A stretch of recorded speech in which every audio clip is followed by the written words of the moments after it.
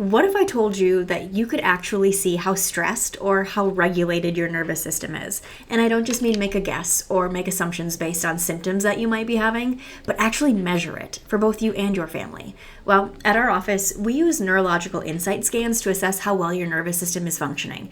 Because you guys, your nervous system literally controls everything. It controls your sleep, your digestion, your behavior, your immune system, your hormones, and just your overall ability to heal and adapt to life. And here's the truth. Every single member of your family will experience stress differently. A baby's stress is going to look different than a toddler's. A toddler's stress is going to look different than your teenagers. And a parent's stress can look completely different from what we see in kids or even from each other. And that's exactly why these scans matter so much. So, what exactly are these scans I'm talking about? Well, here at Foundations Chiropractic, we use 3 different scans to look at how the nervous system is functioning from all different angles. The first that we use is called a neurothermal scan. It looks like this. And this guy right here measures your autonomic nervous system and how your brain is communicating with all the organs and tissues in the body. So think of this as a measurement of the automatic system, all of the functions that happen without you consciously thinking about them. Things like your immune response, respiration, blood pressure, temperature regulation, digestion, hormone production. And to do this, we take this scanner and we gently roll it up the spine, and it measures temperature from one side to the other, but also from the tailbone all the way up to the brainstem. And we should see more blood flow, more warming occur. And what we're also looking for here is symmetry, because when the nervous system is healthy and communication's balanced, those readings should be even from side to side. We want to see that both sides are working like they were designed to do.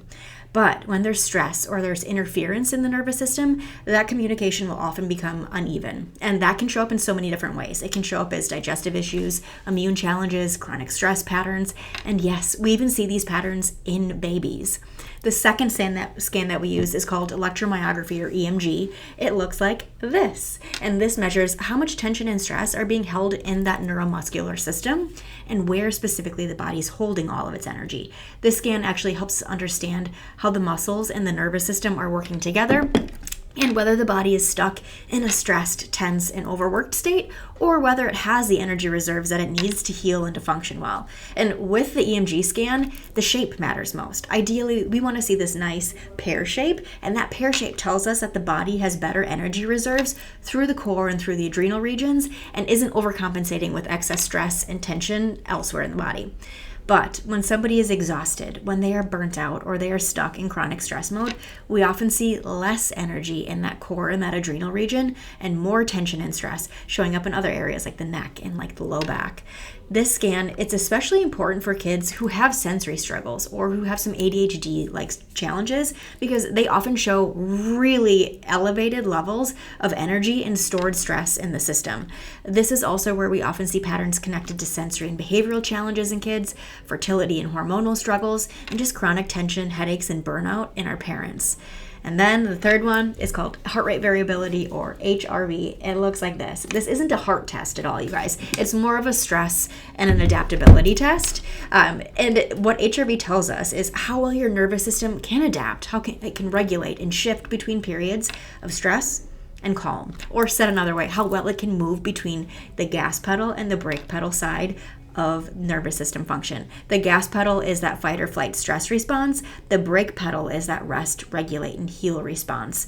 A healthy nervous system should be able to shift back and forth between those two states as needed. And in general, a low HRV means that the nervous system is stuck in survival mode, but a high HRV means the system is more flexible, it's more resilient, it's better able to heal and respond to the stressors of life.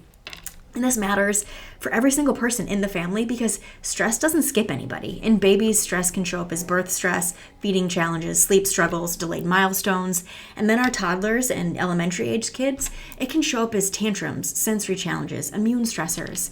And then even later on in teens, this shows up as anxiety, overwhelm, difficulty with emotional regulation. And then again, these teens become parents. And as parents, it shows up as chronic stress, fatigue, hormone imbalances, infertility, and burnout.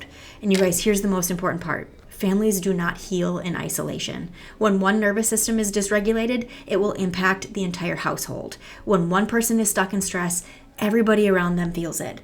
But when everyone is more regulated everything also changes in a positive way. The home feels calmer, kids regulate easier, parents have more capacity, and the entire nervous system of the family starts to thrive. So, if you've been wondering where to start with clarity. Start by getting your family scanned and finally seeing what's really going on beneath the surface.